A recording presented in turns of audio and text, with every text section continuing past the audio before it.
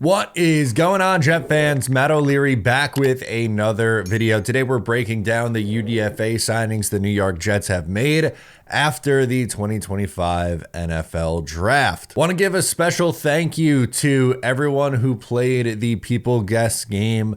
We were trying to see who knew what the New York Jets were going to do in the NFL Draft. Shout out to the winner, Two Stees. I came in second. I guess I know ball after all. Mittens 99, third place. And here's a look at the rest of the top 10. This was only the beginning. We will be doing more fun games over at People Guess, so stay tuned. If you want to get in, there will be plenty of opportunities down the line. Okay, so we're just going to give you like quick notes on each guy because there's a lot of names and it's not a guarantee that any of these guys are going to make it on the actual roster. But let's start with wide receiver Quentin Skinner, 6'4", outside receiver, downfield threat. The Jets gave him a decent chunk of money, $185,000, which might not sound like a lot in comparison to some of these contracts that we see. But for UDFA money, that's a decent amount of money. So it's a position of weakness for the New York Jets. They need an outside receiver. He's a downfield threat with his speed.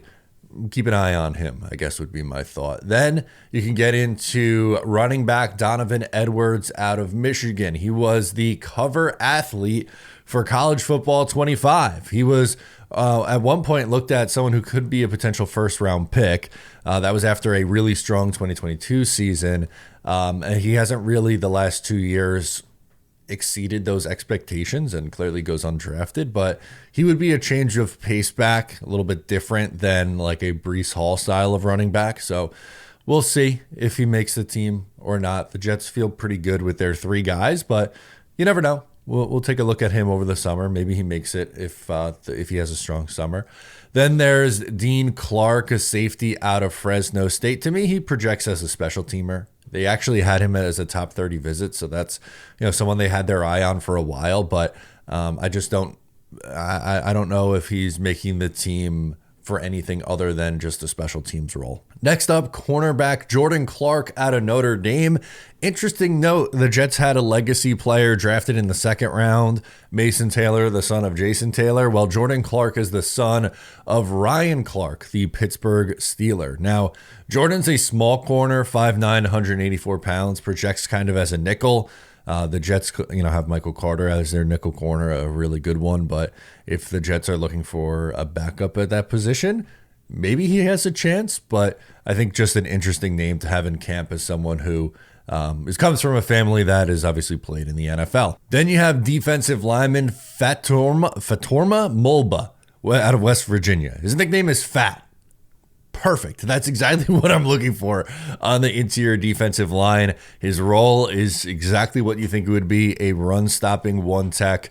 The Jets did not use a draft pick on the interior defensive line, which I thought was honestly pretty wild. Was very surprised that they didn't draft a single interior defensive lineman, but they do land. We're going to call him Fat. Is that messed up? I don't know. That's his nickname. They did sign him, so maybe he has a shot to make this roster here, but no draft picks on the position. Then we go to quarterback Brady Cook out of Missouri. That's Membu's quarterback. Armand Membu went to Missouri.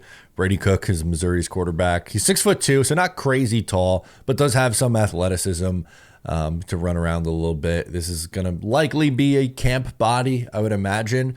We don't know what Jordan Travis health-wise looks like, so I suppose he can compete for the quarterback 3 job, but I would imagine uphill battle there. This next one's really interesting. Edge rusher Jamarcus Weston out of Florida.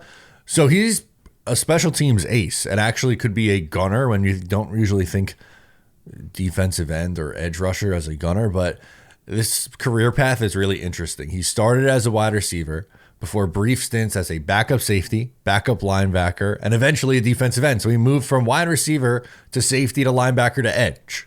What a path. Projects, as I said, as a core special teamer at the next level.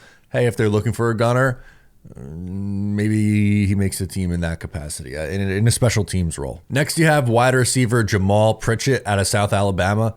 Small, speedy, undersized slot receiver, 5'8", 175 pounds, but pretty quick. So that's his calling card, is going to be his speed. Then you have linebacker Aaron Smith, South Carolina State. He's a special teamer. Maybe could be a weak side linebacker, and the Jets don't have a ton of depth at that position, but I would think an uphill battle for him.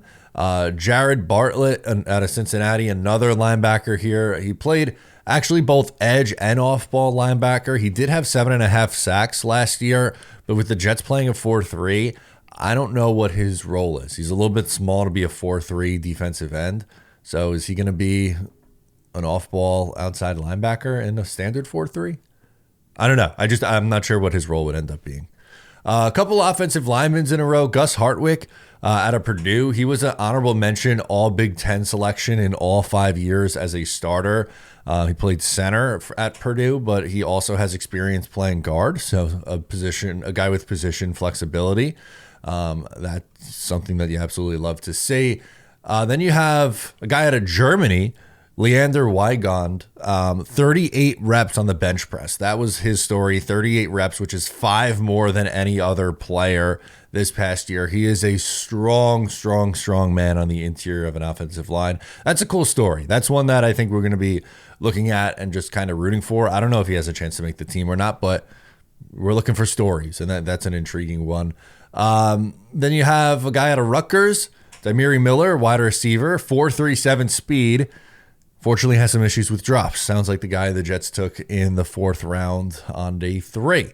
And then here we go. Maybe the best, who saved the best for last. Kicker Caden Davis out of Ole Miss. He was an all-SEC kicker in 2024. He hit 24 of 29 field goals in his last year at Ole Miss, including a 57-yarder. So he has some leg as well. I don't want to see Greg Zuerlein be the kicker again. He was really bad a year ago. I'm rooting for Caden Davis to win this job, because finding a young kicker and just having them be the guy for 10 years would be pretty nice. The Jets have had a long rotation of kickers for a long time, pretty much after Nick Folk left, right? And that's 2016, almost 10 years ago. They've gone through kickers, and they've had some good ones. Like Zuerlein was good for 2 of his 3 years that he was here.